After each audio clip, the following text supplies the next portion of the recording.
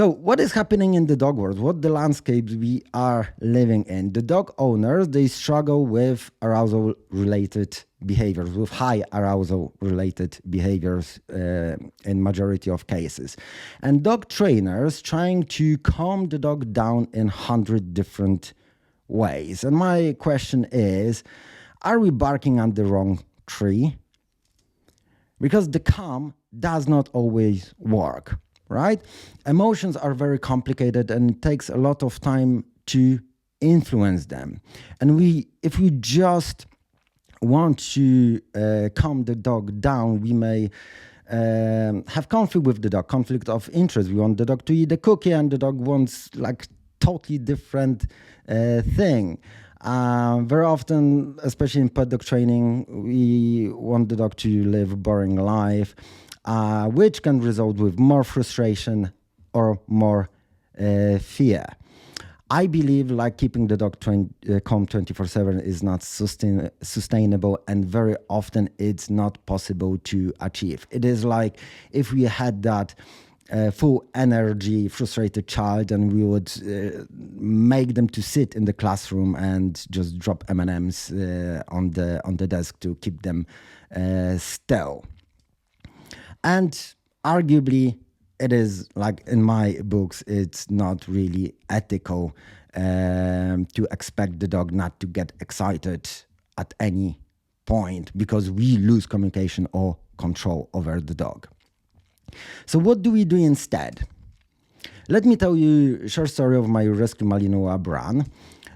She lived in the kennel since she was 8 weeks old. I adopted her at 14 months. She was in 5 previous homes and they were going to put her to sleep.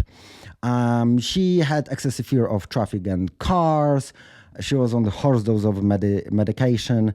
Nightmare, absolute nightmare at home environment, and obviously she did not have impulse control, even though she was trained from the beginning since she was 8 weeks old. So this is how we started, right? That was about 50 meters from the road, like 50 meters from the road. All she wanted to do is to escape from the harness and run away. And that was like, to be honest, very quiet road. So look at her body language, right? So she looked stressed. The tail is down. She wouldn't even walk past parked cars. So I had to move my car from the driveway in order to take her for a walk. And of course, she would refuse to take any sort of food in close to the roads or in the presence of the cars. She was walking on like anti-escape harness, like 2 leads, so she couldn't escape. And whenever she felt like a little bit more comfortable, she was or pulling like crazy, or she was getting very frustrated because she had that package of drive and energy that she wanted to utilize in home environment, and that is the result of that, right? So nightmare on the walks, nightmare in the house. And she has sent one person to hospital because she was jumping and biting and doing crazy things.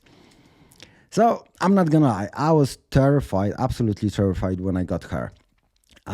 She was like, again, panicking outside, arousal that was coming from fear, nightmare indoors, arousal coming from excitement and frustration.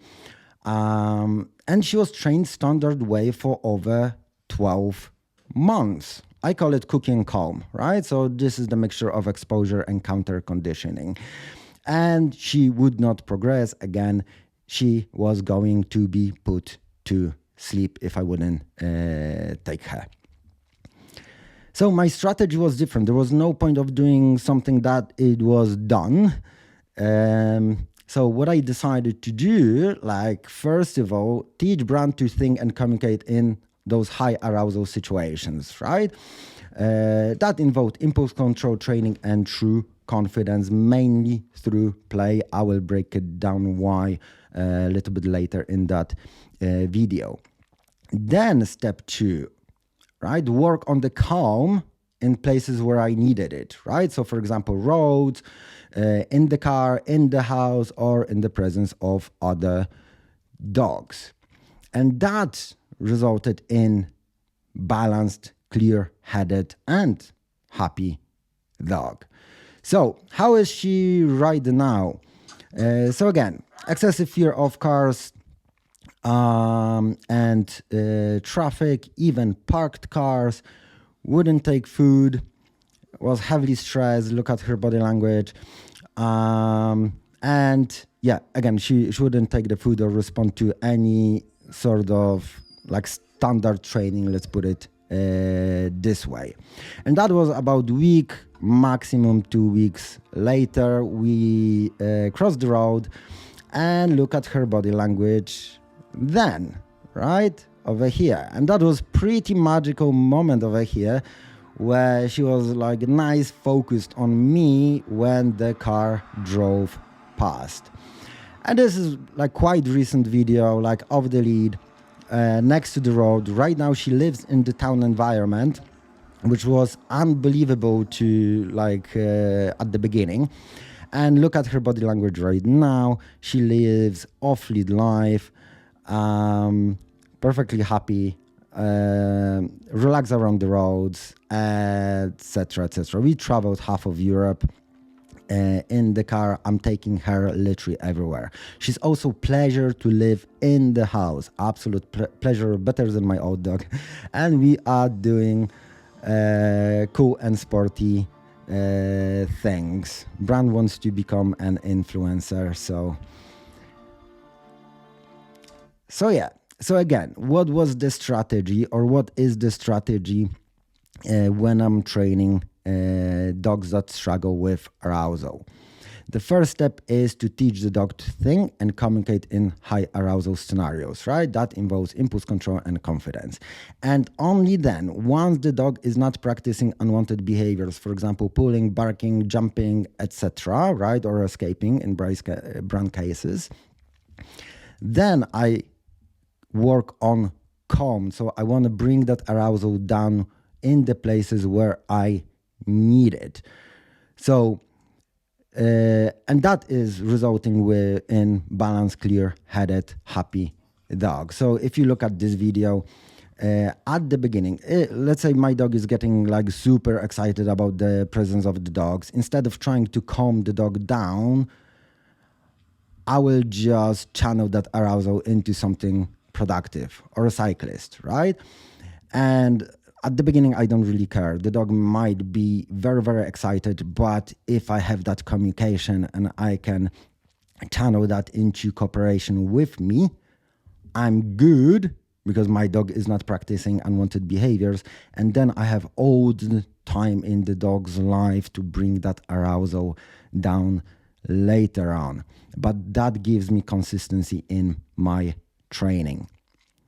So we'll focus in this video on teaching the dog to think and communicate in arousal. That will involve two things: impulse control and true confidence training. I'm saying true confidence because my approach to confidence training is a little bit different than what we have in the dog training menu as a standard.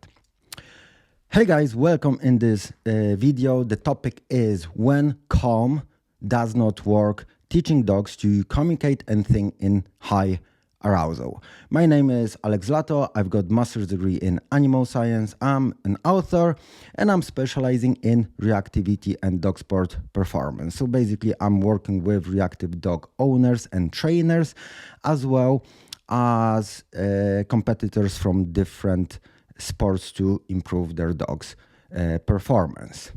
Why this topic? Because even to